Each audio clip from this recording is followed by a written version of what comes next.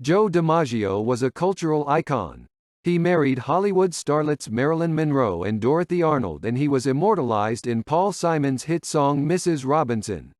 To a generation he was the face of Mr. Coffee, and he was regarded as one of the greatest players who ever played the game. He was an American hero. Hall of Fame teammate Phil Rizzuto recalled, "There was an aura about him. He walked like no one else walked. He did things so easily. He was immaculate in everything he did. Kings of state wanted to meet him and be with him. He carried himself so well. He could fit in any place in the world. On the ball field, Joe Dimaggio could do it all.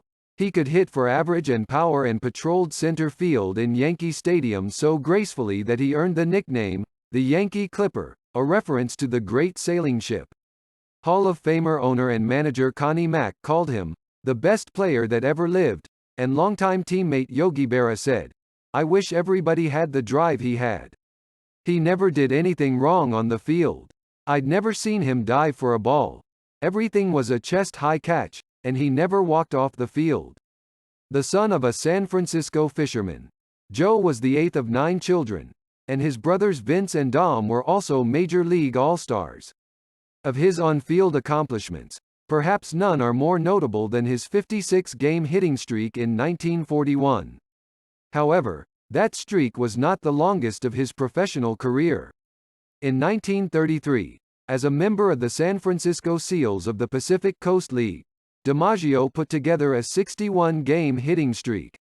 By the 1970s, broadcasters and writers began simply to call him Joe D.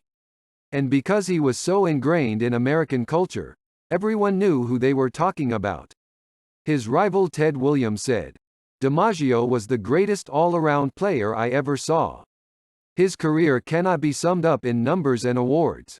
It might sound corny, but he had a profound and lasting impact on the country."